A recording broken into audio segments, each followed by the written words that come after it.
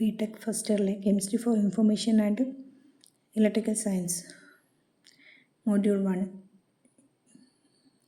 Electrochemistry and Corrosion Science last portion conductivity corrosion ഒക്കെയാണ് ഇന്ന് explain ചെയ്യാൻ പോകുന്നത്. ഇതുവരെയുള്ളൊക്കെ പഠിച്ചു കാണുമെന്ന് വിചാരിക്കുന്നു. പ്രോപ്പറായിട്ട് പഠിക്കുക, അപ് ടു ഡേറ്റ് ആവുക. എല്ലാം കൂടെ കൂട്ടി വെച്ചിട്ട് ഒരു ബേർഡനായിട്ട് തോന്നരുത്. സിമ്പിളായിട്ട് പഠിക്കാൻ പറ്റുന്ന പോർഷൻസാണ് ഇതൊക്കെ ഉള്ളത്. ഇലക്ട്രോകെമിസ്ട്രി ഒക്കെയാണ് നിങ്ങൾ ഓൾറെഡി പഠിച്ച പോർഷൻസ്. ഈ ഒരു കെമിസ്ട്രിയിൽ ഫസ്റ്റ് മൊഡ്യൂളാണ്. +1 +2 നിങ്ങൾ പഠിക്കുന്നതിൻ്റെ ഒരു കണ്ടിന്യൂഷനായിട്ട് വരുന്നത്. പിന്നെയുള്ള മൊഡ്യൂൾസൊക്കെ എന്താണ്, പുതിയ ടോപ്പിക്സാണ്. Spectroscopy, water characteristics, sustainable development goals, അതേപോലെ കുറച്ച് നാനോ ടെക്നോളജി, ഓർഗാനിക്കൽ DSM എന്ന് പറഞ്ഞ് കുറച്ച് നെയ്മഡ് ആയിട്ടുള്ള പോർഷൻസൊക്കെ ഉണ്ട്. അതൊക്കെ തികച്ചും നിങ്ങൾ പഠിക്കാത്ത ഓരോ ചെറിയ ടോപ്പിക്കാണ്. അതുകൊണ്ട് ഫസ്റ്റ് മൊഡ്യൂളാണ് കുറച്ചും കൂടെ നിങ്ങൾക്കൊരു കണ്ടിന്യൂഷൻ കിട്ടാൻ ചാൻസ് ഉള്ളത്. മറ്റൊന്നും ടഫാണെന്നല്ല പറയുന്നത്. ഈസി പോർഷൻസ് തന്നെയാണ്, പഠിക്കാനൊക്കെ സിമ്പിളാണ്. തിയറി പോർഷനാണ് കൂടുതലായിട്ട് വരുന്നത്. പിന്നെ കുറച്ച് ആപ്ലിക്കേഷൻ ലെവലിലെ കുറച്ച് എക്യുപ്മെൻറ്റ്സ് ഒക്കെ ഉണ്ട്. ഓക്കെ, ഇവിടെ കണ്ടക്ടിവിറ്റി നമുക്കറിയാലോ, റെസിപ്രോക്കൽ ഓഫ് റെസിസ്റ്റിവിറ്റി അല്ലേ. അപ്പോൾ എന്താണ് കണ്ടക്ടിവിറ്റി പഠിക്കുന്നതിന് മുമ്പായിട്ട് കണ്ടക്റ്റൻസ് എന്താണ്, ഇലക്ട്രിക്കൽ റെസിസ്റ്റൻസ് എന്താണ്, സ്പെസിഫിക് കണ്ടക്റ്റൻസ് എന്താണ്, സെൽ കോൺസ്റ്റൻറ്റ് എന്താണെന്നൊക്കെ പഠിക്കണം. ഓക്കെ, ഇത് വെച്ചിട്ട് ഇതിൻ്റെ ബേസിസിൽ നിങ്ങൾക്ക് പ്രാക്ടിക്കൽ ചെയ്യാനുണ്ട്, കണ്ടക്ടിവിറ്റി മെഷർ ചെയ്യാനൊക്കെ ഉണ്ട്. അപ്പോൾ ആ ഒരു ഡിജിറ്റൽ കണ്ടക്ടിവിറ്റി മീറ്ററിനെ കുറിച്ചും നിങ്ങൾ ജസ്റ്റ് പഠിച്ചിരിക്കണം. ഓക്കെ, ഫസ്റ്റ് കണ്ടക്ടിവിറ്റിയിലെ കണ്ടക്റ്റൻസ് ആണ്. The ability of a material to pass current through it. ഏതൊരു മെറ്റീരിയൽ കൂടെയാണോ കറണ്ടിനെ പാസ് ചെയ്യാൻ കഴിയുന്നത്, ആ ഒരു എബിലിറ്റിയാണ് ഇത് പറയുന്നത് കണ്ടക്റ്റൻസ് എന്ന് പറയുന്നത്. The substances which allow the passage of electric current through them are called conductors. That we already learn portions ആണ്. കണ്ടക്ടേഴ്സ് എന്താണ്, ഇൻസുലേറ്റേഴ്സ് എന്താണ്, സെമി കണ്ടക്ടേഴ്സ് എന്താണെന്നൊക്കെ ഉള്ളത്. ഏത് മെറ്റീരിയലാണോ കണ്ടക്ടറിനെ പാസ് ചെയ്യുന്നത്, ആ മെറ്റീരിയലിൻ്റെ പറയുന്ന പേരാണെന്ത്, conductors. Conductors are of two types: electronic conductors, that is metallic conductors. Electronic conductors എന്നും metallic conductors എന്നും പറയാം. Conductivity is due to the flow of electrons. ഇലക്ട്രോണിൻ്റെ ഫ്ലോ കാരണമാണ് അവിടെ കണ്ടക്ട് ചെയ്യുന്ന ആ സബ്സ്റ്റൻസ് കണ്ടക്ട് ചെയ്യുന്നതെങ്കിൽ that type of conductors are known as electronic conductors or metallic conductors. Example, metals or semiconductors. Then second one, electrolytic conductors, അതായത് molten state ഉള്ളത്. Conductivity is due to the flow of ions. Examples, acids or bases. ഇതൊക്കെ എന്താണ്, ഒരു molten സ്റ്റേറ്റിലുള്ളതാണ്. അതിൽ ഇലക്ട്രോണിൻ്റെ flow അല്ല, കാരണം അവിടെ molten state ആയിട്ടുള്ള ഡിക്കമ്പോസ് ചെയ്തിരിക്കുന്ന അയോൺസ് ഉണ്ടായിരിക്കും, പോസിറ്റീവോ നെഗറ്റീവോ അയോൺസ് ഉണ്ടായിരിക്കും. ഇങ്ങനെയുള്ള ഈ അയോൺസിൻ്റെ ഫ്ലോ കൊണ്ട് കറണ്ട് പാസ് ചെയ്യുകയാണെങ്കിൽ that type of conductors are known as electrolytic conductors. Examples acids and bases. Then electrical resistance. എന്താ ഈ റെസിസ്റ്റൻസ് എന്ന് പറഞ്ഞാൽ, റെസിസ്റ്റ് ചെയ്യുക എന്ന് പറഞ്ഞാൽ നമുക്കറിയാം, പ്രിവെൻറ്റ് ചെയ്യുക, ഒരു ഒബ്സ്ട്രക്ഷൻ അവിടെ ഉണ്ടാവുക. അതിനാണ് റെസിസ്റ്റ് ചെയ്യുക എന്ന് പറയുന്നത്. പ്രിവെൻറ്റ് ചെയ്യുക, ജസ്റ്റ് തടയുക. The obstructions to the flow of current, reciprocal of conductance. ഒരു കറണ്ടിൻ്റെ ഫ്ലോനെ റെസിസ്റ്റ് ചെയ്യുന്ന ഒരു ഒബ്സ്ട്രക്റ്റ് ചെയ്യുന്നതിനെയാണ് എന്ത് പറയുന്നത്, ഇലക്ട്രിക്കൽ റെസിസ്റ്റൻസ് എന്ന് പറയുന്നത്, or the reciprocal of conductance. The specific conductance, ഇതാണ് ഇത്തിരി ഇമ്പോർട്ടൻ്റ് ആയിട്ടുള്ളത്. The conductance of 1 cm³ of A conductor or solution. ഒരു സൊല്യൂഷൻ്റെയോ കണ്ടക്ടറിലെയോ 1 cm³ കൂടെ പാസ് ചെയ്യുന്ന കറണ്ടിൻ്റെ ആ ഒരു അളവാണെന്ത്, സ്പെസിഫിക് കണ്ടക്റ്റൻസ് ഓർ കണ്ടക്ടിവിറ്റി എന്ന് പറയുന്നത്. ഒരു പെർട്ടിക്കുലർ ഒരു യൂണിറ്റ് ഏരിയയിലൂടെ കടന്നു പോകുന്ന കറണ്ടിൻ്റെ അളവ്.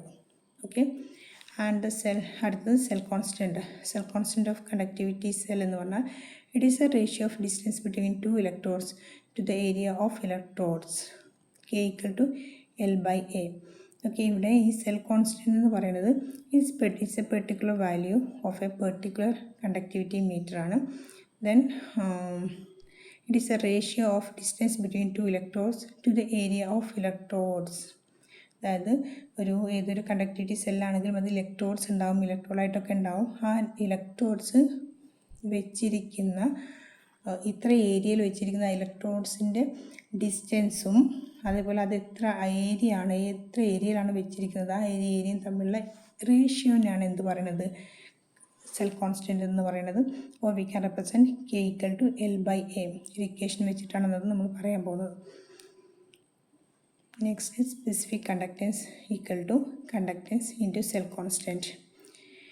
ഈ സ്പെസിഫിക് കണ്ടക്റ്റൻസ് എങ്ങനെ കാണാമെന്നുള്ളത് കണ്ടക്റ്റൻസ് ഇൻറ്റു സെൽ കോൺസ്റ്റൻറ്റ്. ഒരു particular cell means specific conductivity സെല്ലിൻ്റെ സെൽ കോൺസ്റ്റൻറ്റ് ഒരു ഫിക്സഡ് വാല്യൂ ആയിരിക്കും. ആ സെൽ കോൺസ്റ്റൻറ്റും കണ്ടക്റ്റൻസും തന്നു കഴിഞ്ഞാൽ നിങ്ങൾക്ക് എന്ത് കാണാം? സ്പെസിഫിക് കണ്ടക്റ്റൻസ് കാണാം. ഓ സ്പെസിഫിക് കണ്ടക്റ്റൻസും സെൽ കോൺസ്റ്റൻറ്റും തന്നു കഴിഞ്ഞാൽ കണ്ടക്റ്റൻസ് കാണാം. ഇങ്ങനെയൊക്കെ അങ്ങോട്ടും ഇങ്ങോട്ടും ചേഞ്ച് ചെയ്തിട്ട് ഓരോ ടേമും നിങ്ങൾക്ക് കാണാം. Then conductivity measurement. ഇങ്ങനെയാണ് കണ്ടക്ടിവിറ്റി മെഷർമെൻറ്റ് ചെയ്യാൻ നോക്കാം. Electrical conductivity of a solution can be measured by applying an alternating current to 2 electrodes immersed in a solution and by measuring the resulting voltage. അതായത് നിങ്ങൾക്ക് ഒരു ഡിജിറ്റൽ കണ്ടക്ടിവിറ്റി മീറ്റർ പ്രൊവൈഡ് ചെയ്യും.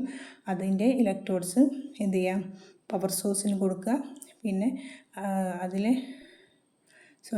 Electrical conductor അതിൻ്റെ power source on ചെയ്യുക. Then electrodes എന്ത് ചെയ്യുക? നമുക്ക് ഏത് സൊല്യൂഷൻ്റെ സ്പെസിഫിക് കണ്ടക്റ്റൻസ് ആണോ കാണേണ്ടത് അതിൽ ഡിപ്പ് ചെയ്യുക. ഡിപ്പ് ചെയ്യുന്ന സമയത്ത് ഓട്ടോമാറ്റിക്കലി മോണിറ്ററിൽ ആ ഡിസ്പ്ലേയിൽ നമുക്കതിൻ്റെ കണ്ടക്റ്റൻസ് കാണാൻ കഴിയും. Conductivity meter can be used to apply alternating current and to measure voltage. Conductivity cell contain 2 platinum electrodes. 2 പ്ലാറ്റിനത്തിൽ ഇലക്ട്രോഡാണ് ഉണ്ടാവുക. Which are arranged concentrically and alternating AC current is applied and the voltage can be measured. Conductivity can be determined from voltage and current values according to Ohm's law. For accuracy, calibration can be done by using electrolytes of unknown conductivity. ഏതെങ്കിലും potassium chloride അങ്ങനെ ഏതെങ്കിലും വെച്ചിട്ട് എന്ത് ചെയ്യണം? അതിൻ്റെ ഒരു equipment എന്ത് ചെയ്യണം? കാലിബ്രേഷൻ നടത്തണം. കാലിബ്രേഷൻ നടത്തുക മീൻസ് നിങ്ങൾ പ്രാക്ടിക്കൽ ചെയ്യുന്ന സമയത്ത് മനസ്സിലാവും. അത് സ്റ്റാൻഡേർഡൈസ് ചെയ്ത് ആദ്യം അതിൻ്റെ കണ്ടക്ടിവിറ്റി മീറ്റർ ഓക്കെ ആണോ എന്ന് ചെക്ക് ചെയ്യുക. ഒരു നോൺ വാല്യൂ ഉള്ള സൊല്യൂഷൻ വെച്ചിട്ട് എന്ത് ചെയ്യുന്നു? കണ്ടക്ടിവിറ്റി മീറ്റർ പ്രോപ്പറായിട്ടാണോ വർക്ക് ചെയ്യുന്നത്, കറക്റ്റാണോ കിട്ടുന്നത് എന്നുള്ളത് നോൺ വാല്യൂ വെച്ചിട്ട് ചെയ്ത് നോക്കുന്നതിനെയാണ് കാലിബ്രേഷൻ എന്ന് പറയുന്നത്. അത് നമ്മൾ എക്സ്പെരിമെൻറ്റ് ചെയ്യുന്നതിൻ്റെ മുമ്പായിട്ട് നമ്മളൊന്നും ചെയ്ത് നോക്കിക്കോളണം. അതിനുശേഷമാണ് നിങ്ങൾക്ക് തന്നിരിക്കുന്ന സാമ്പിൾ 1, സാമ്പിൾ 2, സാമ്പിൾ 3 എന്ന് പറഞ്ഞിട്ട് 2, 3, 4 സാമ്പിൾസ് തന്നിരിക്കും. അതിൻ്റെ ഓരോന്നിൻ്റെയും എന്ത് ചെയ്യണം? സ്പെസിഫിക് കണ്ടക്റ്റൻസ് കാണണം. ജസ്റ്റ് എന്ത് ചെയ്യുക? ഇത് പവർ ഓൺ ചെയ്യുക, കാലിബ്രേഷൻ നടത്തുക. ഒരു 30 മിനിറ്റ്സ് ഓൺ ചെയ്ത് വെച്ചേക്കണം. ദെൻ എക്യുപ്മെൻറ്റ് എന്ത് ചെയ്യുക? പവർ കാലിബ്രേഷൻ ചെയ്യുക. ദെൻ 3 സാമ്പിളിൻ്റെയും ഓരോന്നിൻ്റെയും ആയിട്ട് സെപ്പറേറ്റ് ചെയ്ത് വെക്കുക. ഓരോ സാമ്പിളും ഈ കണ്ടക്ടിവിറ്റി മീൻസ് സ്പെസിഫിക് കണ്ടക്റ്റൻസ് ചെയ്ത് കഴിഞ്ഞാൽ ഡിസ്റ്റിൽ വാട്ടറിൽ ഡിപ്പ് ചെയ്തിട്ട് ഡ്രൈ ചെയ്യണം. എന്നിട്ട് ശേഷമേ നെക്സ്റ്റ് സാമ്പിളിലോട്ട് ഈ ഇലക്ട്രോഡ്സിനെ ഡിപ്പ് ചെയ്യാൻ കഴിയുള്ളൂ. ഇലക്ട്രോഡ്സാണ് സാമ്പിൾ ഡിപ്പ് ചെയ്യുന്നത്. ആ ഇലക്ട്രോഡ്സ് ഡിപ്പ് ചെയ്തെങ്കിൽ മാത്രമേ നമുക്ക് ഡിസ്പ്ലേയിൽ ഇതിൻ്റെ വാല്യൂ കാണാൻ കഴിയുള്ളൂ. അപ്പോൾ ഓരോ സാമ്പിളിനെയും മെഷർ ചെയ്യുന്നതിൻ്റെ ഇടയ്ക്ക് എന്ത് ചെയ്യണം? ഡിസ്റ്റിൽഡ് വാട്ടറിൽ ഈ ഇലക്ട്രോഡ്സ് ഡിപ്പ് ചെയ്തിട്ട് അതിനെ വാഷ് ചെയ്യുന്നു. ദെൻ ഡ്രൈ ചെയ്തിട്ട് വേണം അടുത്ത സാമ്പിളിലോട്ട് ഇലക്ട്രോൺസിനെ ഡിപ്പ് ചെയ്യാൻ. കാരണം ഇതിൻ്റെ വാല്യൂ ഒന്നാമത്തെ സാമ്പിളിൽ നിന്ന് ഡയറക്റ്റ് രണ്ടാമത്തെ സാമ്പിളിലോട്ട് നമ്മൾ ഇൻസെർട്ട് ചെയ്ത് കഴിഞ്ഞാൽ അതിൽ ഡിപ്പ് ചെയ്ത് കഴിഞ്ഞാൽ എന്ത് ചെയ്യില്ല? നമുക്ക് കറക്റ്റ് വാല്യൂ കിട്ടില്ല. അതിൻ്റെ കോൺസെൻട്രേഷനും അതൊക്കെ മാറും. അപ്പം അയോൺസ് തന്നെ അങ്ങോട്ടും ഇങ്ങോട്ടും മാറും. അപ്പോൾ നമുക്കതിൻ്റെ വാല്യൂ പ്രോപ്പറായിട്ട് കിട്ടില്ല. Okay, നെക്സ്റ്റാണ് corrosion.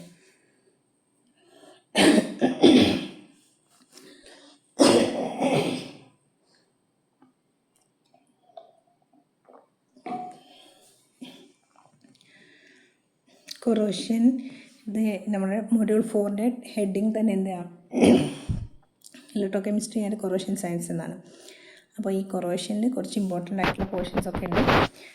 കൊറോഷൻ നമുക്കറിയാം, it is the slow process of destruction of metal from its surface due to unwanted chemical or electrochemical interaction of metals with its environment. Rusting of iron, tarnishing of silver ഒക്കെ എന്താണ്? കൊറോഷൻ്റെ എക്സാമ്പിൾസാണ്. നമുക്ക് ചുറ്റും കണ്ടുകൊണ്ടിരിക്കുന്ന chemical reactions ആണ്. ഒരു slow process, slow chemical reaction, fast chemical റിയാക്ഷനിലൊക്കെ നിങ്ങൾ എക്സാമ്പിളായിട്ട് പഠിച്ചിട്ടുണ്ടാവും. കൊറോഷൻ എന്താണ്? ഒരു സ്ലോ കെമിക്കൽ പ്രോസസ്സാണ്. അതായത് മെറ്റൽ ഡ്രോപ്സ് നമ്മളെ ചുറ്റിലുള്ള ജനലിൻ്റെയോ ഡോറിൻ്റെയോ വേറെ ഏതെങ്കിലും പില്ലറൊക്കെ ഉണ്ടാവുമല്ലോ, അതിൻ്റെ ആ ഒരു മെറ്റൽസ് എന്ത് ചെയ്യുന്നു? അറ്റ്മോസ്ഫിയർ ആയിട്ടുള്ള മോയ്സ്ചറോ വേറെ ഏതെങ്കിലും കെമിക്കൽസൊക്കെ ആയിട്ട് സ്ലോലി ഇൻട്രാക്ട് ചെയ്ത് ആ മെറ്റലിൻ്റെ സർഫേസ് ഒരു ഓക്സൈഡ് ഫോം ചെയ്യുകയോ അതല്ല എങ്കിൽ കാർബണേറ്റ് ഫോം ചെയ്യുകയോ അങ്ങനെ ഏതെങ്കിലും ആയിട്ട് ഡിഫറെൻറ്റ് സോൾട്ട് അതിൻ്റെ മുകളിൽ ഇങ്ങനെ ഫോം ചെയ്യുന്ന ഓക്സൈഡ് ലെയേഴ്സ് ഫോം ചെയ്ത് കഴിഞ്ഞ് ഡിസ്ട്രക്ഷൻ നടക്കുക. അതിങ്ങനെ അതിൻ്റെ സൈസും അതിൻ്റെ കളറൊക്കെ കുറഞ്ഞ് പോകുന്നതിനെയാണ് എന്ത് പറയുന്നത്, കൊറോഷൻ എന്ന് പറയുന്നത്. റസ്റ്റിംഗ് ഓഫ് അയൺ, അയണിൻ്റെ തുരുമ്പ്, അതേപോലെ ടാർണിഷിങ് ഓഫ് സിൽവർ, ഇതൊക്കെ എന്താണ്, കൊറോഷൻ എക്സാമ്പിൾസ് ആണ്. ഓക്കെ, എന്താണ് ഈ കൊറോഷൻ്റെ കാരണം? Metals exist in nature in the form of their ores. ഓറിൻ്റെ ഫോമിലാണ് ഫസ്റ്റിലത് ഉണ്ടാകുന്നത്. These ores have low energy and has thermodynamically stable. ഈ ഓറിന് ചെറിയ എനർജിയുള്ളൂ. ചെറിയ എനർജി ഏതിനാണോ ഉള്ളത് അതേ ആ എനർജിയിലുള്ള ലോവർ എനർജി ആണെങ്കിൽ നല്ല തെർമോഡൈനാമിക്കലി നല്ല സ്റ്റേബിൾ ആയിരിക്കും. അത് റിയാക്ട് ചെയ്യാനൊന്നും പോവില്ല. ലോ എനർജി ആയത് കാരണം നമുക്ക് എനർജി കുറവാണ്, അത് ഒതുങ്ങി ഒരു സൈഡിലിരുന്നോളും. But so a considerable amount of energy is needed for the metallurgical process and the extracted metals are thermodynamically unstable ആയിട്ട് മാറുന്നു. എങ്ങനെയാണ് ഈ ഓർസിനെ നമ്മൾ പല മെറ്റലർജിക്കൽ പ്രോസസ്സും വഴി എന്താക്കി മാറ്റുന്നു, അതിൻ്റെ മെറ്റൽസ് ആക്കി മാറ്റേണ്ട ആവശ്യമുണ്ട് ഇല്ലേ. പ്യൂരിഫിക്കേഷൻ, എക്സ്ട്രാക്ഷൻ എന്ന് പറഞ്ഞിട്ടുള്ള ഡിഫറെൻറ്റ് ഈ പ്രോസസ്സിൽ കൂടെ നമ്മൾ എനർജി കൊടുത്തിട്ടാണ് മെറ്റൽ ഓറിൽ നിന്നും മെറ്റൽസിനെ പുറത്തെടുക്കുന്നത്. അപ്പോൾ അവിടെ ഈ മെറ്റൽസിന് എനർജി കൂടി, അതിന് എനർജി ഇൻക്രീസ് ആവുന്നു. എനർജി കിട്ടിക്കഴിഞ്ഞാൽ ഇവർക്ക് എന്താണ് ഒരു റിയാക്ഷന് ടെൻഡൻസി കൂടും. Therefore, metals possess a natural tendency to go back to the thermodynamically stable state and interacting with their environment. Automatically എന്തറിയാം, ഇങ്ങനെ എനർജി കിട്ടുന്ന സമയത്ത് അത് അൺസ്റ്റേബിൾ ആവുക എന്ന് വെച്ചാൽ എനർജി കൊടുത്തിട്ട് ലോവർ എനർജിയിലോട്ട് മാറി അടങ്ങി ഒതുങ്ങി നിൽക്കാനാണ് അവർക്ക് ഇഷ്ടം. അതിന് വേണ്ടിയിട്ടാണ് ഈ കൊറോഷൻ നടക്കുന്നത്. Metal or, first metal or ഉള്ളത് ലോവർ എനർജിയാണ്. പ്യുവർ മെറ്റൽ അതിന് ഹൈ എനർജി സ്റ്റേറ്റിലോട്ട് പോകുന്നു. ദെൻ കൊറോയിഡഡ് മെറ്റൽ എന്ന് പറഞ്ഞാൽ വീണ്ടും ലോവർ എനർജിയിലുള്ളതിലോട്ട് മാറുന്ന കേസാണ്. ഓക്കെ, 2 types ഓഫ് കൊറോഷൻസ് ഉണ്ട്. Wet corrosion and dry corrosions. ഇതിൽ തന്നെ wet corrosion, electrochemical corrosion or indirect corrosion. Okay, electrochemical corrosion or indirect corrosion. This type of corrosion takes place under moist conditions through the formation of galvanic cell in the metal surface. Wet corrosion എന്ന് പറഞ്ഞാൽ എന്താണ്, ഒരു moisture content എന്ന് ഓർത്തോളുക. Or electrochemical corrosion in formation, ഇത് എന്ത് ചെയ്യുന്നു, ഒരു ഗാൽവനിക് സെൽ ഫോം ചെയ്യുന്നത് മെറ്റലിൻ്റെ സർഫേസിൽ ഒരു മോയ്സ്ചറിൻ്റെ പ്രസൻസിലോ അതർ കെമിക്കൽസിൻ്റെ പ്രസൻസിലൊക്കെ അവിടെ ഒരു ഗാൽവനിക് സെൽ ഫോം ചെയ്യുന്നു ഇല്ലേ. ഗാൽവനിക് സെൽ നമ്മൾ പഠിച്ചതാണ്. ഗാൽവനിക് സെൽ എന്ന് പറയുമ്പോൾ ഒരു ആനോഡ് ഉണ്ടാവും, കാഥോഡ് ഉണ്ടാവും. അവിടെ ഒരു ഇലക്ട്രോലൈറ്റൊക്കെ ഉണ്ടായിട്ട് കെമിക്കൽ റിയാക്ഷൻ നടക്കുന്നു. As A result of that chemical reaction EMF will produce. Okay, in order to explain the mechanism of wet corrosion, consider rusting of iron. നമ്മൾ റസ്റ്റിംഗ് ഓഫ് അയൺ നമുക്ക് ചുറ്റുമുള്ള ഏറ്റവും സിമ്പിളായിട്ടുള്ള എക്സാമ്പിളാണിത്, റസ്റ്റിംഗ് ഓഫ് അയൺ എന്ന് പറയുന്നത്. Wet corrosion occur in 2 ways. Hydrogen evolution corrosion ആയിട്ടുണ്ട്, oxygen absorption corrosion ആയിട്ടുണ്ട്. ഈ നെയിം ഇൻഡിക്കേറ്റ് ചെയ്യുന്നത് പോലെ തന്നെ ഹൈഡ്രജൻ ഇവോൾവ് ചെയ്യുന്നു ഒന്നാമത്തെ കേസിൽ. രണ്ടാമത്തെ കേസിലാണെങ്കിലോ ഹൈഡ്രജനെ അബ്സോർബ് ചെയ്യപ്പെടുകയാണ് ചെയ്യുന്നത്. ഇമ്പോർട്ടൻ്റ് ആയിട്ടുള്ള ക്വസ്റ്റ്യനാണ്, പഠിച്ചോളാം. ഒന്നാമത്തത് hydrogen evolution type. This type of corrosion occurs when ion immersed in acid medium. Hydrogen ആണെങ്കിൽ ആസിഡ് മീഡിയത്തിൽ ആണോ ഈ ഒരു പ്രസൻസ് വരുന്നതെങ്കിൽ, അയണിൻ്റെ റോഡ് ആസിഡ് മീഡിയത്തിലാണ് വരുന്നതെങ്കിൽ, in presence of acid medium ആണ് ഹൈഡ്രജൻ എവല്യൂഷൻ ടൈപ്പ് നടക്കുന്നത്. Oxidation takes place at anode and electrons released at anode are taken by the H+ ions present in acid medium to liberate hydrogen gas. ആനോഡിൽ ഇവിടെ ഞാൻ നേരത്തെ പറഞ്ഞിട്ടുണ്ടായിരുന്നു, ഇങ്ങനെ ഏതെങ്കിലും ഒരു മോയ്സ്ചറിൻ്റെയോ ആസിഡിൻ്റെയോ പ്രസൻസിൽ ഈ മെറ്റൽ സർഫസ് ഒരു ഗാൽവനിക് സെല്ലായിട്ട് ആക്ട് ചെയ്യുന്നു. അവിടെ ഓട്ടോമാറ്റിക്കലി ആനോഡ് കാഥോഡ് ഉണ്ടാവും, നമുക്ക് അണ്ടർസ്റ്റുഡ് ആണ്. ഫോർ ഓക്സിഡേഷൻ നടക്കുന്നത് എവിടെയാണ്, ആനോഡിലാണ് ഓക്സിഡേഷൻ നടക്കുന്നത്. Then electrons release ചെയ്യപ്പെടുന്നു at anode are taken by the H+ ions present in acid medium to liberate hydrogen gas. Okay, acid ആയിട്ടുള്ള കോണ്ടാക്റ്റ് ആണ്. അപ്പോൾ ആനോഡിൽ ലിബറേറ്റ് ചെയ്യുന്ന ഇലക്ട്രോണിനെ ആസിഡിലുള്ള H+ അയൺ ചെയ്യുന്നു ടു ലിബറേറ്റ് ഹൈഡ്രജൻ ഗ്യാസ്. അതാണ് ഇവിടെ ഹൈഡ്രജൻ എവല്യൂഷൻ ടൈപ്പ് എന്ന് പറയുന്നത്. This is due to the fact that electrode potential of hydrogen in acid medium, acid മീഡിയത്തിൽ E0H+H2 = 0 നമ്മൾ നേരത്തെ കണ്ടതാണ്. കഴിഞ്ഞ ക്ലാസ്സിൽ ഇലക്ട്രോകെമിക്കൽ സീരീസിൽ കണ്ടതാണ്. ഹൈഡ്രജൻ്റെ electrode potential value is 0 is higher than that of iron. അയൻ്റെത് മൈനസ് സൈനാണ്, -0.44 വോൾട്ട്. അയൻ്റെ ഇലക്ട്രോഡ് പൊട്ടൻഷ്യൽ വാല്യൂ എന്ന് പറഞ്ഞത് ലോവർ ദാൻ 0. ഓക്കെ, അതുകൊണ്ട് അതിൽ നിന്നും ആസിഡിൽ നിന്നും ഹൈഡ്രജനെ ഇവോൾവ് ചെയ്യുന്നു. അപ്പോൾ ആസിഡിക് മീഡിയത്തിലാണെങ്കിൽ മാത്രമേ ഇവിടെ ഹൈഡ്രജൻ എവല്യൂഷൻ കൊറോഷൻ ടൈപ്പ് നടക്കുള്ളൂ. ഓക്കെ, ജസ്റ്റ് റിയാക്ഷൻ നോക്കാം. ആനോഡിൽ ഓക്സിഡേഷനാണ് നടക്കുന്നത്. Fe gives Fe2++ 2 ഇലക്ട്രോൺസ്, ഇലക്ട്രോണെ റിമൂവ് ചെയ്യപ്പെടുന്നു. കാഥോഡിൽ 2H+2 ഇലക്ട്രോൺ gives H2. ഈ ഇലക്ട്രോണെ റിമൂവ് ചെയ്യുന്ന ആനോഡിൽ നിന്ന് ലിബറേറ്റ് ചെയ്യപ്പെടുന്ന ഇലക്ട്രോണെ കാഥോഡ് ക്യാച്ച് ചെയ്യുന്നു. ദെൻ ഹൈഡ്രജൻ ഇവല്യൂഷൻ നടത്തുന്നു. Hydrogen evolution corrosion does not takes place in the case of ions immersed in alkaline medium. Alkaline മീഡിയത്തിൽ ഒരിക്കലും നടക്കില്ല, കാരണം hydrogen electron potential alkaline medium is E0H2OH bar -0.828 വോൾട്ടാണ്. Alkaline മീഡിയത്തിലാണെങ്കിൽ ഹൈഡ്രജൻ്റെ reduction potential മാറുന്നുണ്ട്, minus value ആണ് കിട്ടുന്നത്. Is lower than electron potential of അയൻ്റെ എത്ര -0.44 ഉണ്ട്. -0.44ഉം -828 ആണെങ്കിൽ ലോവർ വാല്യൂ ഇവിടെയാണ് ഹൈഡ്രജനാണ് വരുന്നത്. അതുകൊണ്ട് ഒരിക്കലും അവിടെ ഒരു ഇവല്യൂഷൻ നടക്കുന്നില്ല, ഹൈഡ്രജൻ ഇവല്യൂഷൻ നടക്കുന്നില്ല. But metals like aluminium can give hydrogen evolution corrosion in alkaline medium because electrode potential of hydrogen in alkaline medium E0H2OH- is -8.8 is higher than that of the aluminum. That is അലൂമിനിയത്തിന് -1.66 വോൾട്ടാണ്. അതിനേക്കാളും higher value ആയതുകൊണ്ട് alkaline medium അലൂമിനിയത്തിൻ്റെ കേസിലാണെങ്കിൽ അവിടെ ഒരു hydrogen evolution corrosion നടക്കുന്നുണ്ട്. Okay, ഇവിടെ ഈ മെക്കാനിക്സും കൂടെ നോക്കുന്ന സമയത്ത് നിങ്ങൾക്ക് ഈസി ആയിട്ട് മനസ്സിലാക്കാൻ കഴിയും. ഹൈഡ്രജൻ ഇവല്യൂഷൻ്റെയാണ് ജസ്റ്റ് ഒരു താഴെ മെറ്റൽ റോഡാണ്. മെറ്റൽ റോഡ് ചെറിയൊരു പോർഷൻ അവിടെ ഒരു ആസിഡിക് മീഡിയം, ആസിഡിക് ഏതെങ്കിലും ഒരു ആസിഡിൻ്റെ പ്രസൻസ് വന്ന് ഇങ്ങനെ അടിക്കുകയാണെന്ന് വിചാരിച്ചോളൂ. അവിടെ ഒരു ചെറിയൊരു പോർഷൻ അവിടെ എന്തായിട്ട് ആക്ട് ചെയ്യുന്നു, ഗാൽവനിക് സെല്ലായിട്ട് ആക്ട് ചെയ്യുക ചെയ്യുന്നത്. ഓക്കെ, ദെൻ ആസിഡിൽ ആനോഡ് കാഥോഡ് എല്ലാം ഉണ്ടാവും. ആനോഡ് ക്യാരി ആണെങ്കിൽ അവിടെ ഓക്സിഡേഷൻ നടക്കുന്നു. Reaction is Fe gives Fe2++ 2 electrons. Then cathodic reaction ആണ്, ആസിഡിക് മീഡിയം കാഥോഡിക് ആയിട്ട് ആക്ട് ചെയ്യുന്നു. 2H++ 2 electrons gives H2. Diffusion of Fe2+ into solution of electrolyte. Then Fe anodic area iron മെറ്റലാണ്, ആസിഡിക് സൊല്യൂഷനാണ്, ഇലക്ട്രോലൈറ്റായിട്ട് ആക്ട് ചെയ്യുന്നത്. ഇങ്ങനെ കാഥോഡിൽ നടക്കുന്ന റിയാക്ഷൻ കാരണമാണ് അവിടെ ഹൈഡ്രജൻ എവല്യൂഷൻ റിയാക്ഷൻ നടക്കുന്നത്. This reaction or this type of corrosion is known as wet corrosion because presence of acid or moisture. Or electrochemical corrosion എന്നും പറയാറുണ്ട്, ഇൻഡയറക്റ്റ് കൊറോഷൻ എന്നും പറയാറുണ്ട്.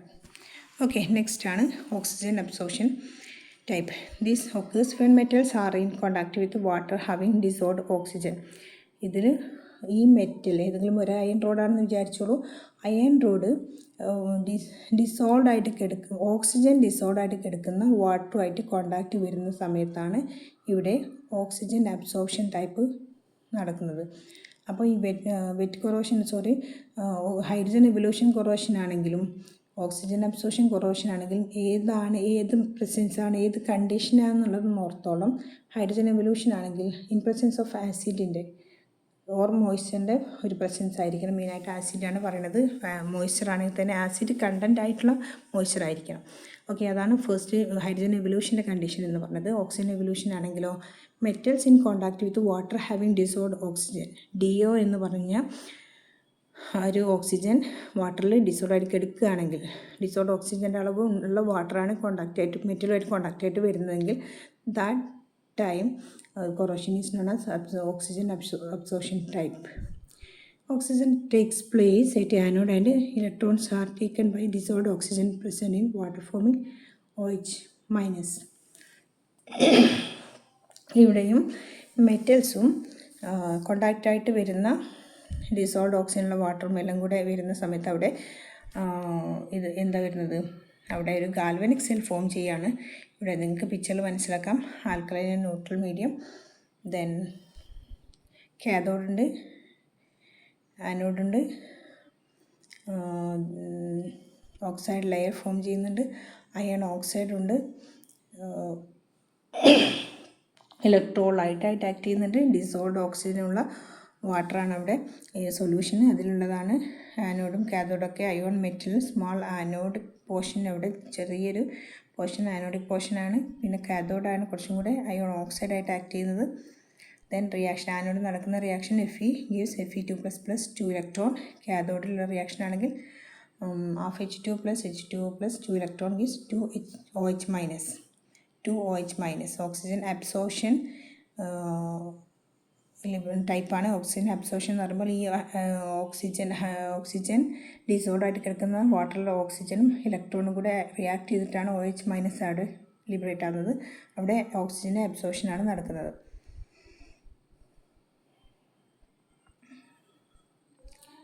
അനോഡിക് റിയാക്ഷൻ Fe പറഞ്ഞു, Fe gives Fe2++ 2 ഇലക്ട്രോൺ. അതേപോലെ cathodic റിയാക്ഷനും. Then the Fe2+ formed at anode and OH minus formed at cathode are diffused and form FeOH twice.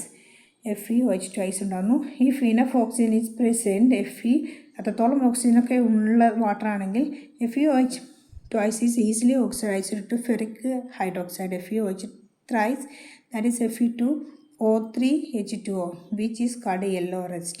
അവിടെയാണ് ഒരു yellow rest എന്ന് പറഞ്ഞ ഫോർമേഷൻ വരുന്നത്. Okay, ഇത്രയാണ്. ഇത് ഇമ്പോർട്ടൻ്റ് ആയിട്ടുള്ളതാണ്, പോർഷനാണ്.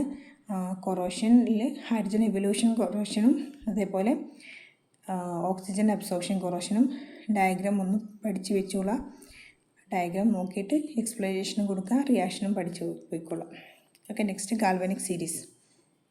ഗാൽവാനിക് സീരീസിൻ്റെ ഡിഫറൻസിയേഷൻ നിങ്ങളെ KTU ക്വസ്റ്റ്യൻ പേപ്പറിൽ കണ്ടൊരു ക്വസ്റ്റ്യനാണ്.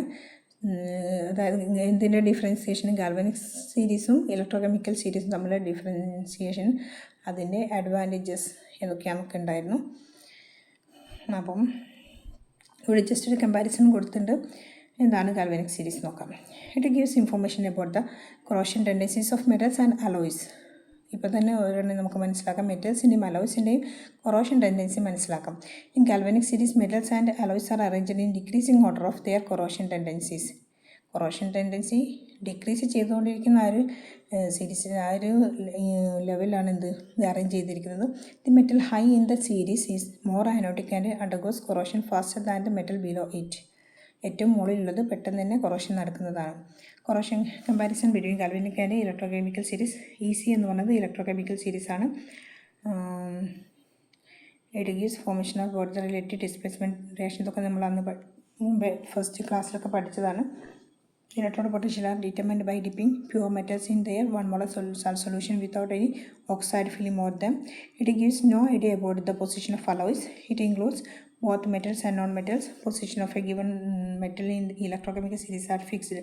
ഇവിടെ എന്ത് ചെയ്യണം, നിങ്ങൾ രണ്ട് കോളാക്കിയിട്ട് മാറ്റണം. ഇത് ഞാനിങ്ങനെ ലൈൻ ബൈ ലൈനായിട്ട് 1 by 1 ആയിട്ടാണ് കൊടുത്തിരിക്കുന്നത്. രണ്ട് കോളാക്കി വരച്ച് കഴിഞ്ഞാൽ, അതായത് ഒന്നാമത് it gives information about relative corrosion tendencies galvanic സീരീസിൽ പറയുന്നുണ്ട്. അതേസമയം ഇലക്ട്രോകെമിക്കൽ സീരീസ് ആണെങ്കിൽ it gives information about relative displacement reaction. അതുകൊണ്ട് രണ്ട് കോളാക്കി വരച്ച് കഴിഞ്ഞാൽ നിങ്ങൾക്കത് ഈസി ആയിട്ട് മനസ്സിലാക്കാൻ കഴിയുള്ളൂ. ഓക്കെ, നെക്സ്റ്റ് ആണ് കാഥോഡിക് പ്രൊട്ടക്ഷൻ. കാഥോഡിക് പ്രൊട്ടക്ഷൻ എന്താണ്? ഈ കാഥോഡിക് പ്രൊട്ടക്ഷൻ എന്ന് പറഞ്ഞാൽ പ്രൊട്ടക്റ്റ് ചെയ്യപ്പെടുക, ഒരു മെറ്റൽസിനെ പ്രൊട്ടക്റ്റ് ചെയ്യുക ബൈ കാഥോഡാക്കി മാറ്റിയിട്ട് മെറ്റലിനെ പ്രൊട്ടക്റ്റ് ചെയ്യുന്നതിനെയാണ് എന്ത് പറഞ്ഞത്, കാഥോഡിക് പ്രൊട്ടക്ഷൻ എന്ന് പറയുന്നത്, അല്ലേ? അല്ലാതെ നമുക്കങ്ങനെ കാഥോഡിക് പ്രൊട്ടക്ഷൻ മെത്തേഡ് ഇല്ല എങ്കിൽ യൂസ് ചെയ്യുന്ന ഏത് മെറ്റീരിയൽസും കൊറോഡായി കഴിഞ്ഞാൽ നമുക്കതിൻ്റെ എഫക്റ്റീവ്നെസ് കിട്ടില്ലല്ലോ. ഓക്കെ, അത് കൊറോഷൻ പ്രിവെൻറ്റ് ചെയ്യുന്ന മെത്തേഡ്സാണ് എന്ത് കാഥോഡിക് പ്രൊട്ടക്ഷൻ എന്നൊക്കെ പറയുന്നത്. Here the metals to be protected is made cathode so as to prevent corrosion. 2 types of cathodic protections are the first one, impressed cathodic protection. Impressed cathodic protection, ഒരു impressed current pass ചെയ്തുകൊണ്ട് ഈ impressed current cathodic protection ഉണ്ടാകുന്നു. Okay, then സെക്കൻഡായിട്ട് പറഞ്ഞത് sacrificial anodic protection. Okay, ഫസ്റ്റുള്ള picture നോക്കാം.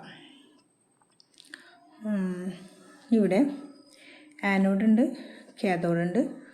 Then which is both are connected by a rectifier. Ground level മണ്ണിൻ്റെ അടിയിൽ ബറീഡ് ചെയ്തിരിക്കുകയാണിത്. പ്രൊട്ടക്റ്റീവ് കറണ്ട് ഈ ആനോഡിൽ നിന്നും ഈ റെക്ടിഫയർ വഴി കറണ്ട് പാസ് ചെയ്തിട്ട് ആ കറണ്ടിൻ്റെ ആക്റ്റ് കൊണ്ട് അതിൻ്റെ എഫക്റ്റ് കൊണ്ട് ആനോഡിൽ നിന്നും ഒരു ആനോഡിൽ നിന്ന് പ്രൊട്ടക്റ്റീവ് കറണ്ട് ഇവിടേക്ക് ഈ കാഥോഡായിട്ട് യൂസ് ചെയ്യുന്നത് ഒബ്ജക്റ്റ് ടു ബി പ്രൊട്ടക്റ്റഡ്. നമ്മൾ ഏത് ഒബ്ജക്റ്റാണോ നമുക്ക് പ്രൊട്ടക്റ്റ് ചെയ്യപ്പെടേണ്ടത്, ലൈക്ക് വാട്ടർ പൈപ്പ്സ് ഉണ്ടാവാം, മെറ്റൽ ടാങ്ക്സ് ഒക്കെ, വാട്ടർ ടാങ്ക്സ്, മെറ്റൽ ടാങ്ക്സ് അല്ലെങ്കിൽ മെറ്റൽ വാട്ടർ പൈപ്പ്സ് ഒക്കെ നമ്മളെ മണ്ണിൻ്റെ അടിയിൽ ബറി ചെയ്തിട്ട് വാട്ടറും എന്തെങ്കിലും ഫ്യൂവൽസൊക്കെ പാസ് ചെയ്യാൻ യൂസ് ചെയ്യുന്നുണ്ട് ഇല്ലേ, കളക്ട് ചെയ്യാനും പാസ് ചെയ്യാനൊക്കെ യൂസ് ചെയ്യുന്ന ടാങ്കുകളൊക്കെ ഉണ്ടാവും ബറീഡായി കിടക്കുന്നത്. ആ മെറ്റൽസിനെ പ്രൊട്ടക്റ്റ് ചെയ്യാൻ വേണ്ടിയിട്ട് അതിൻ്റെ ചുറ്റിലും ഒരു കറണ്ട് പ്രൊട്ടക്ഷൻ കൊടുക്കുന്ന മെത്തേഡാണ് എന്ത് പറയുന്നത്, ഇംപ്രസ്ഡ് കറണ്ട് കാഥോഡിക് പ്രൊട്ടക്ഷൻ എന്ന് പറയുന്നത്. In this method an impressed current is applied to convert the corroded metal from anode to cathode. ഏത് മെറ്റലാണോ കൊറോയിഡ് ചെയ്യാൻ പോകുന്നത് അതിനെ ആനോഡിൽ നിന്നും കാഥോഡാക്കി മാറ്റുക ചെയ്യുന്നത്. During protection sufficient DC current is applied to an insoluble anode inert metal like graphite buried in the soil and connected to the metallic structure to be protected. This type of cathodic protection has been applied in water tanks, buried oil pipes or water pipes. Okay, ഇതാണ് പറയുന്നത്. ഈ ഒരു protective ആയിട്ടുള്ള കറണ്ടിനെ rectifier വഴി അവിടേക്ക് pass ചെയ്ത് കൊടുക്കുക ചെയ്യുന്നത്. എന്നിട്ട് DC കറണ്ടാണ് ഇവിടെ കൊടുക്കുന്നത്. കൊറോയിഡൽ മെറ്റലിനെ ആനോഡ് ടു കാഥോഡാക്കി മാറ്റുക ചെയ്യുന്നത്. ആനോഡാണെങ്കിൽ അതിനെ കാഥോഡാക്കി മാറ്റിയിട്ട് അവിടെ ഒരു പ്രൊട്ടക്ഷൻ കവറിങ് കൊടുക്കുക ചെയ്യുന്നത്. ജസ്റ്റ് ഈ ഡയഗ്രാം വരച്ചിട്ട് ഒന്ന് എക്സ്പ്ലെയിൻ ചെയ്തോളാം. ഓക്കെ, നെക്സ്റ്റ് ആണ് സാക്രിഫിഷ്യൽ ആനോഡിക് പ്രൊട്ടക്ഷൻ എന്ന് പറയുന്നത്. സാക്രിഫിഷ്യൽ എന്ന് പറഞ്ഞാൽ തന്നെ നമുക്കറിയാം, അത് ആനോഡിക് സാക്രിഫൈസ് ചെയ്തുകൊണ്ട് അത് എന്തായിരിക്കും മറ്റുള്ളവരെ സംരക്ഷിക്കുകയാണ് ചെയ്യുന്നത്. The metal which is to be protected is connected by a wire to a more anodic metal.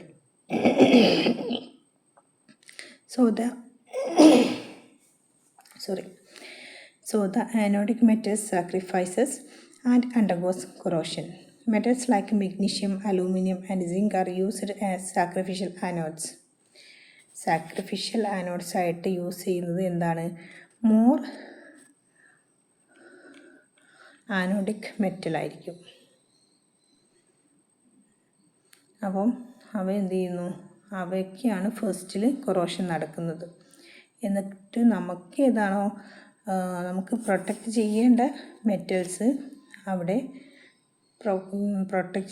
സംരക്ഷിക്കപ്പെടുകയാണ് ചെയ്യുന്നത്.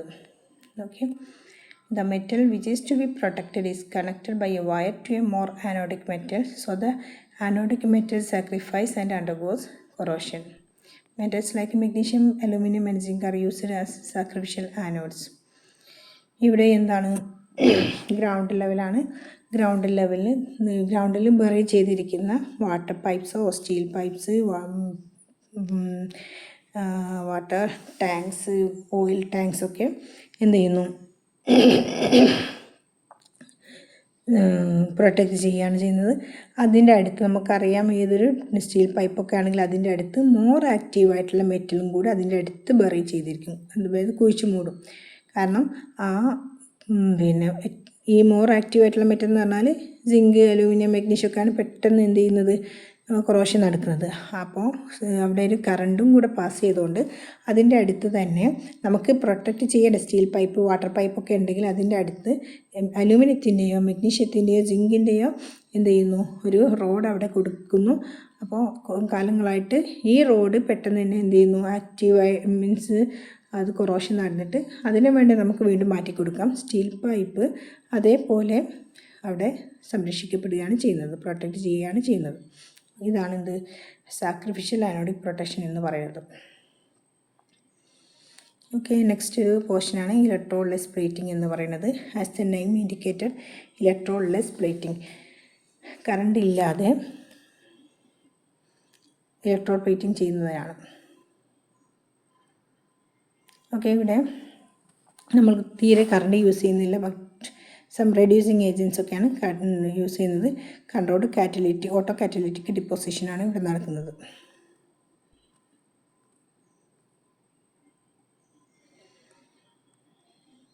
It can be defined as the controlled autocatalytic deposition of a continuous layer of a noble metal on surface of a base metal by using a suitable reducing agent without using electrical energy. ഈ definition നിർബന്ധമായിട്ട് നിങ്ങൾ പഠിച്ചു പോകണം.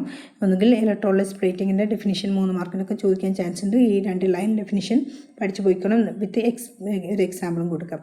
Copper plating ഒരു എക്സാമ്പിളാണ്. നിങ്ങളുടെ mention ചെയ്തിരിക്കുന്ന ഒരു എക്സാമ്പിളാണ് ഇന്ന് കോപ്പർ പ്ലേറ്റിംഗ് എന്ന് പറയുന്നത്. ഇവിടെ കറണ്ടൊന്നും ഇല്ലാതെ ഇലക്ട്രോപ്ലേറ്റിംഗ് നടക്കുക. ഇലക്ട്രോപ്ലേറ്റിംഗ് നമ്മൾ ഓൾറെഡി പഠിച്ചതാണ്. എന്ത് ഒരു ഓർണമെൻറ്റ്സോ അല്ലെങ്കിൽ എസ്തെറ്റിക് പർപ്പസിന് വേണ്ടിയിട്ടോ അതല്ലെങ്കിൽ സംരക്ഷിക്കപ്പെടാൻ വേണ്ടിയിട്ടൊക്കെ നല്ല ഷൈനിങ് ആയിട്ടുള്ളതോ അങ്ങനെ ഏതെങ്കിലും ഒരു നല്ലൊരു മെറ്റൽസിനെ അയൻ്റെ മുകളിലൊക്കെ ഈ 1 gram സ്വർണ്ണം എന്നൊക്കെ പൂശുക എന്നൊക്കെ പറയാറില്ലേ, അതൊക്കെ എന്താണ് ഇലക്ട്രോപ്ലേറ്റിംഗ് ആണ്.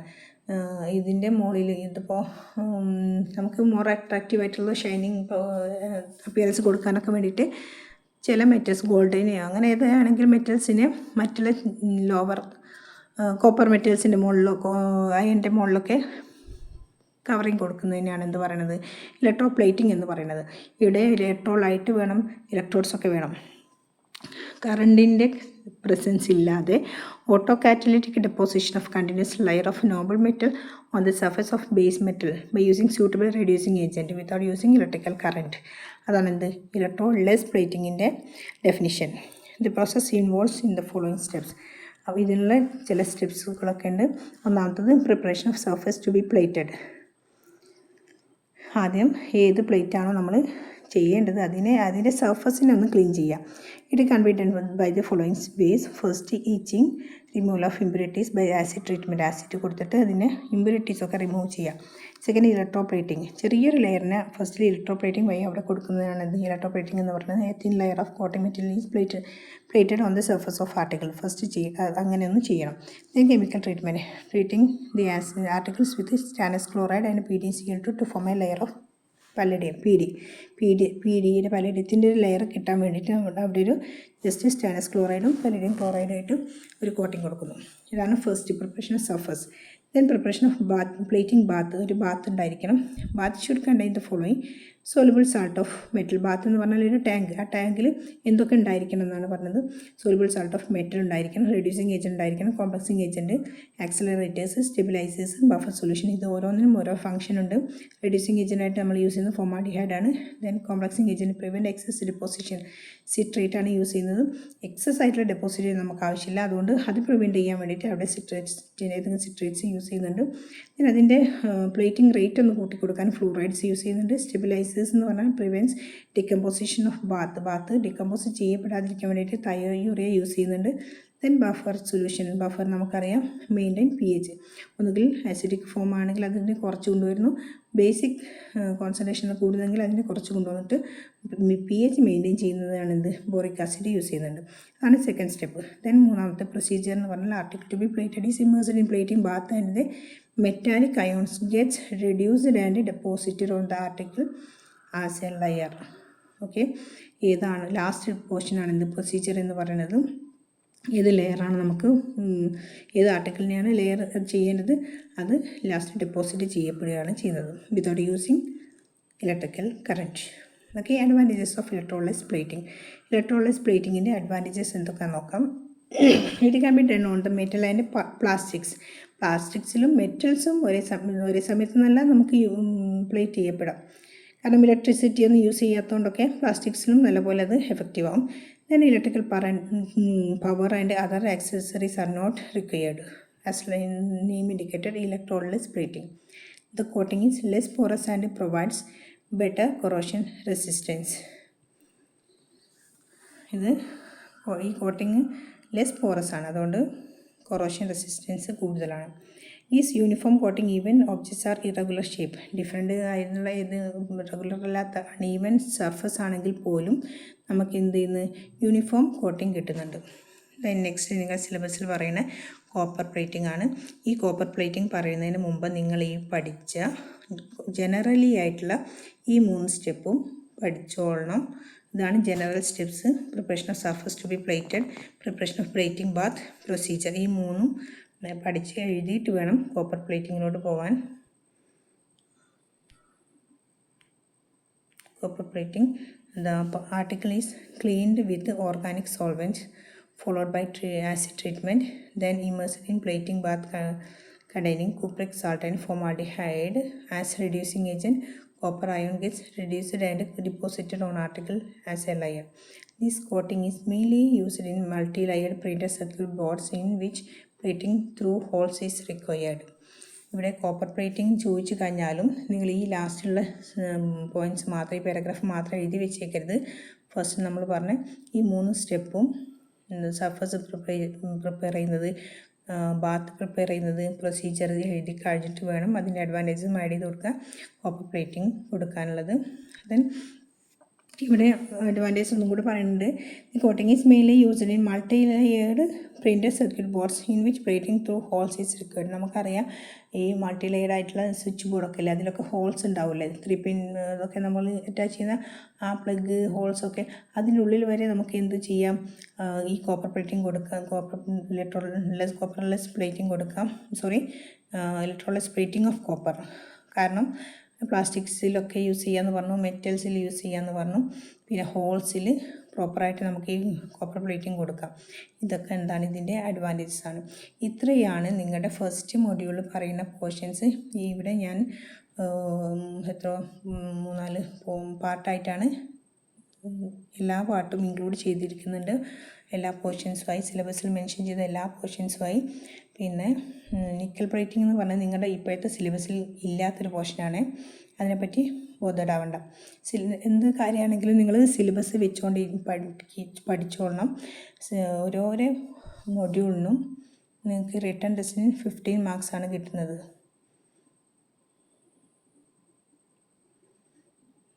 അപ്പം എല്ലാ മൊഡ്യൂളും അതിൻ്റേതായിട്ടുള്ള ഇമ്പോർട്ടൻസ് കൊടുത്തോളണം. 9 മാർക്കിൻ്റെ എസ്സേയും 6 മാർക്കിന് 2-3 മാർക്ക് ക്വസ്റ്റ്യൻസാണ് ഉണ്ടാവുക.